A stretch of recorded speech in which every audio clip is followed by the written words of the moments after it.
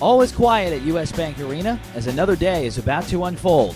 The players, meanwhile, begin their activities with a brisk morning run across the Purple People Bridge. I think the guy from 24/7 actually jogged away, guys. Yeah, it's got some grip on it, eh? Serious grip, and I don't really like the grip, so some sandpaper and take a chisel to it. There you go. There she is. As the Cyclones hopefuls prepare their equipment for another on-ice workout, head coach Jarrod Skalde draws up his plans for today's camp, and then he executes them. Shoot. Let's not shoot from here, guys. Let's get down. Let's make sure we drive, we shoot. The next entry will be drive, middle lane, redirect. Former Miami Redhawk Justin Vive looks on and listens in before he begins his first day of drills with the Cyclones. Heads here! I'm a really vocal guy. Once I get to know people, once I kind of know the guys around me, even my first day, it makes it easier for everybody on the ice when you talk. Guys know what to do, guys know where you are. So it's just, I guess, something I was taught when I was younger, and I've just kind of stayed with it since I was growing up, I guess. One here.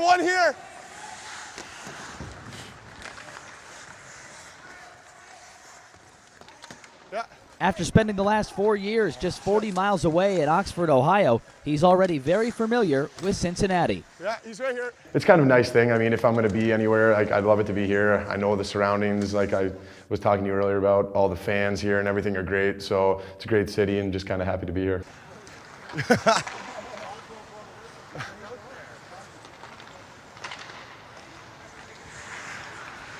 Let's try.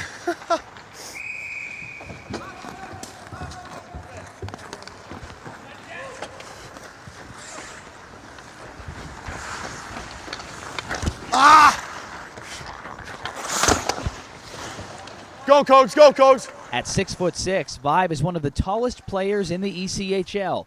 But does that mean he feels like he's going to be a target? I guess so. I mean, I've always noticed when I'm watching hockey, when I'm not really focused on anybody and a huge guy gets on the ice, you're kind of drawn to that attention because you notice him just whatever he's doing. So I guess it's good and bad. It has obviously negatives. You have a lot of focus on you when you're out there, but at the same time, the positives obviously are, like you said, you can get into those dirty areas and you don't get bumped around as easy, and you can kind of hold your own in front of the net and stuff like that, which definitely pays off. One of the few returners from last year's bunch is forward Dan Eves, who feels like although it's early in camp, things are gelling quickly. And then we're just going short regroup, down, 4 shots.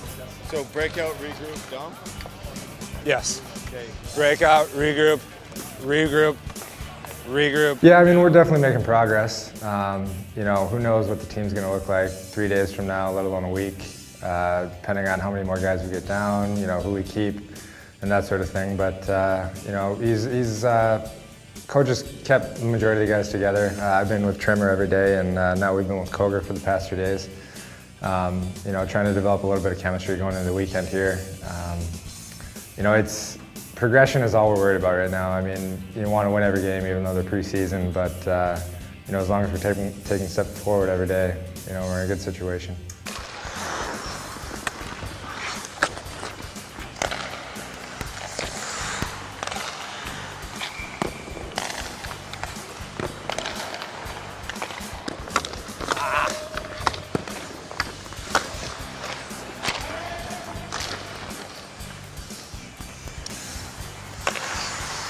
Straight rebounds for Cogs every time.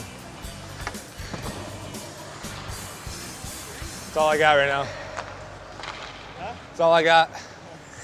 With the addition of the big guys like Vive, the coaching staff really liked the effort they saw on the ice.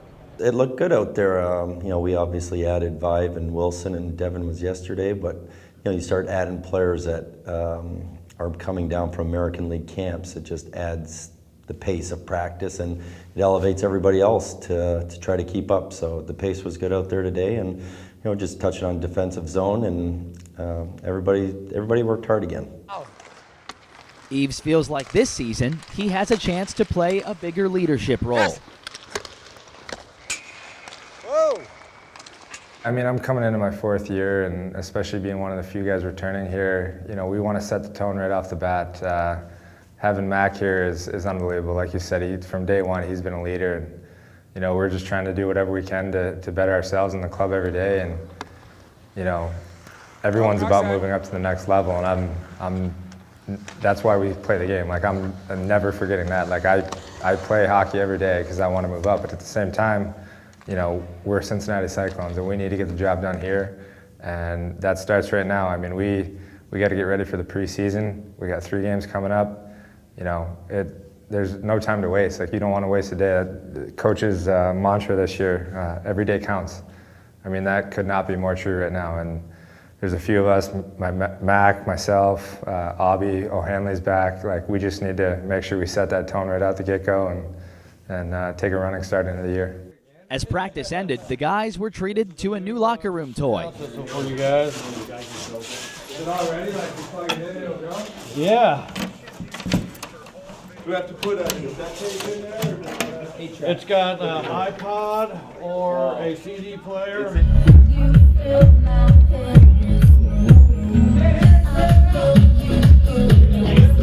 We got more.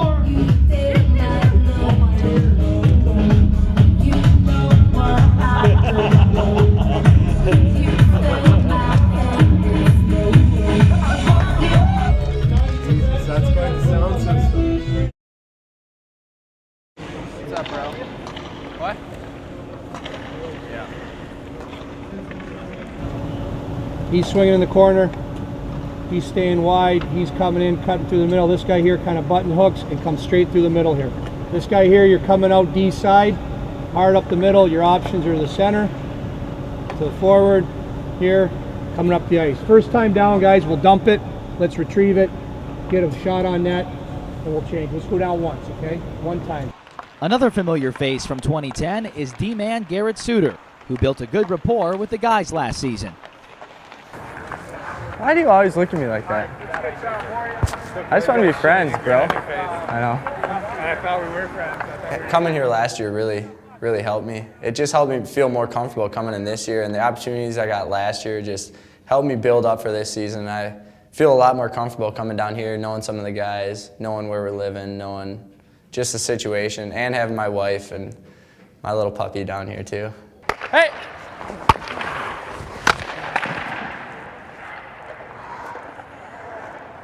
Hey!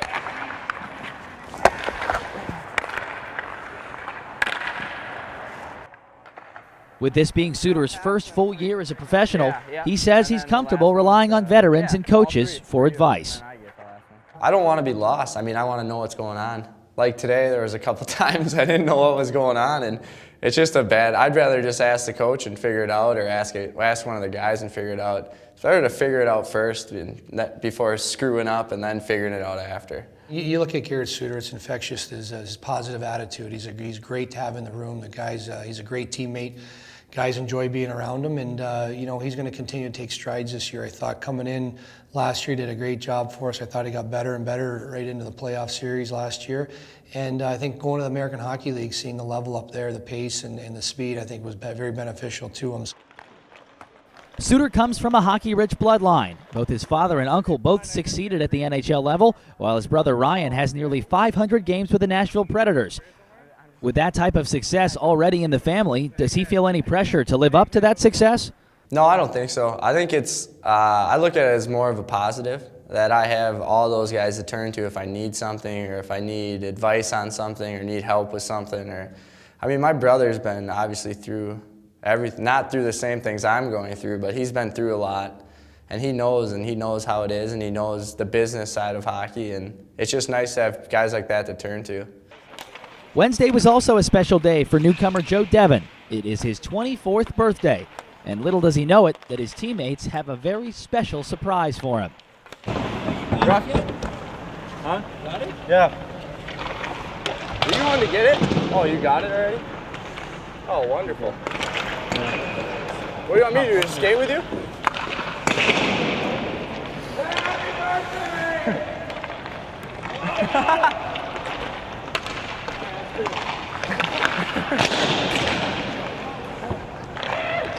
That's just a good time.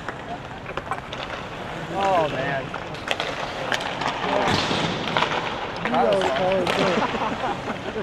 I'd be bitter. I'd be bitter.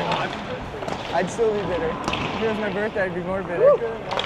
Tastes good? Oh my God. Oh, what a birthday present. Happy birthday, big guy. That's a young man full of confidence right there. All-time high. Full head of hair, I'll tell you that. 93 was all downhill after that. So after that photo, it went all downhill. That's what the problem was? Getting a picture taken? Kiss of death.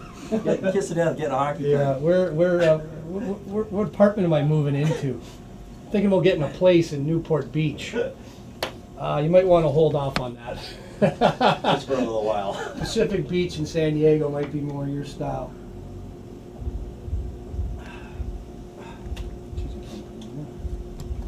Yeah. The old days.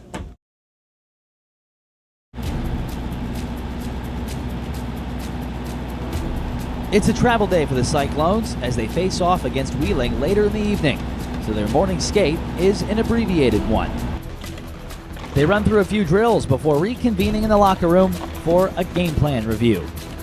Brian, let's hear you. Talk to these Ds. Everybody's new here. Let's make sure we're really communicating, okay? Coming out of the zone, let's try to come out through the middle. Let's get some wide. Well, I don't know if you can put a lot of stock in the end result. I don't think the score dictates what was accomplished in a game, whether you win the game or whether you by a big margin or however it goes. I think the important thing is getting your guys that are coming back or are going to be on your team. Getting them in game situation, getting in different parts of the game, not necessarily giving them the most ice time. And the most important thing for a coach is evaluating some of the other guys you've got. I mean, we've got some decisions to make on defense. We've got some decisions to make up front, and I want to see these guys get every opportunity to succeed. When you have a guy coming in and only giving him a couple shifts a period, you're not really seeing much. So, we'll have some guys on the power play killing penalties that, we're not quite sure where they're at in those specialty teams, but they're going to get that opportunity. So from a coaching standpoint, it's a great tool to evaluate these preseason games. And this is it's not so much about this stuff. It's about you guys competing and working hard and showing what you guys can do. Let's just have some kind of structure out there so we have an idea of what's going on and we can anticipate some stuff. But go out there and have some fun tonight, guys. Okay. The meal's going to be down here. It should be here at about just before 11 o'clock. So let's get eating. Let's get on that bus at 11:30. We'll get rolling out of here. Okay, guys. With the bags packed and the bus loaded, the players find their spaces on the charter as they hit the road for a pair of preseason battles with the Wheeling Nailers.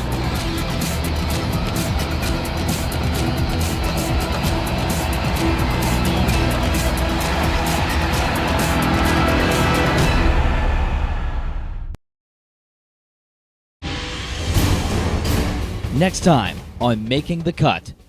Oh, he's got to defend himself. You didn't have the original call on Liambus. That was a clean hit. Yeah, it's never easy. It doesn't matter if you know a guy doesn't belong or can't play at this level, or a guy that just because of a number game. It's not easy. It's dejecting to have to tell the guy that he didn't make the team. Join us next time as our 4-part series reaches its finale. We'll take you onto the ice as the Cyclones battle the Nailers in the last preseason tune-up. Experience all the excitement and the drama as the final cuts are made. We're going to let you go.